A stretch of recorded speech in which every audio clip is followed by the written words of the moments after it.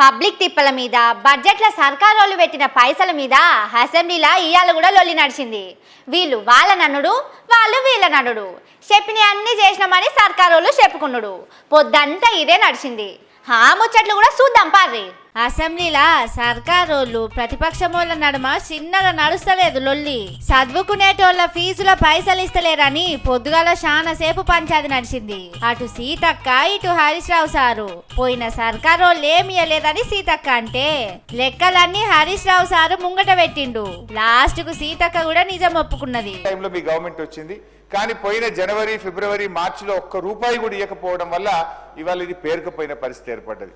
మీరు బడ్జెట్లో పెట్టారు, మొన్న బడ్జెట్లో పెట్టిందన్న ఈ మార్చి 31 లోపు తప్పకుండా విడుదల చేసి ఆ విద్యార్థుల భవిష్యత్తును కాలేజీల భవిష్యత్తును కాపాడాలని మీ ద్వారా ప్రభుత్వాన్ని కోరుతున్నాం. కాబట్టి ఖచ్చితంగా అవన్నీ క్లియర్ చేసే ప్రయత్నంలోనే కొద్దిగా డిలే అయింది. అందులో కూడా మీరు పెట్టినే మళ్ళీ మీరు పెట్టిరా అని అంటారు. అరే మీరు ఇక రోడ్ల పనుల మీద కోమటిరెడ్డి సార్కు ప్రశాంత్ రెడ్డి సార్కు చాలా సేపే పంచాది నడిచింది.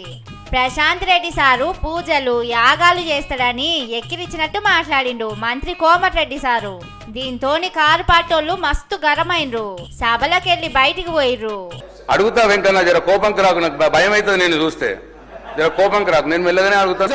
ప్రశాంత్ రెడ్డి గారికి ఏంటంటే చివరిగా చెప్తున్నా, ఈ సెక్రటరీ కట్టాలి, చండీగ్రామం యోగాలు చేయాలి, దాన్ని ఏమంటారు అక్కడ ప్రగతి భవన్ లో ఫామ్ హౌస్ లో యాగాలు యజ్ఞాలు చూసుకోవాలన్నా, సెక్రటరీ కట్టాలన్నా, ప్రగతి భవన్ చూసుకోవాలా.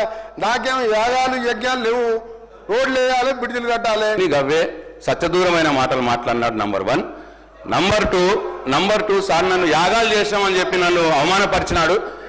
సెక్రటరియట్ కట్టినామని అవమానపరిచినాడు. నేను యాగాలు చేస్తా సార్, నాకు భక్తి ఉన్నది, దేవుడి మీద భక్తి ఉన్నది సార్. నాకు వాటరు నీళ్ళు నేను అనను సార్. చేపల పులుసు నేను తినను సార్. ఇక వాళ్ళ సర్కారు పనితనం గురించి కోమటిరెడ్డి సార్ ఏం చెప్పిండో చూడుండ్రి. మాకు అంటే మీరు మాకు ఎక్కువ పని ఎక్కువ చేస్తాం కానీ మీలాగా ఎక్కువ మాట్లాడలేము. నిజమే సారు, మీరు మస్తు పని చేసి చెప్పుకోరు కానీ మీరు చేసే పని గురించి car party KTR sir Jagadish Reddy sir ఎప్పుడు చెప్తూనే ఉంటారు.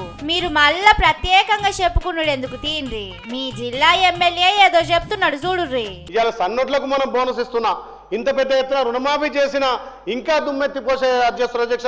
నిజమే సారు, ఇగురంగల్లోడు ఇళ్ళలికితే ఈగొచ్చి అంత పాడు చేసినట్టే అవుతున్నదట కదా.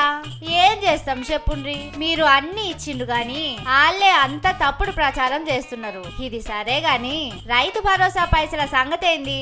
ఇప్పుడు రైతు భరోసా, ఇందిరమ్మ ఆత్మీయ భరోసా రెండు కూడా మార్చి 31 వరకు మొదటి దఫా అన్ని కూడా క్లియర్ చేయబడుతుంది.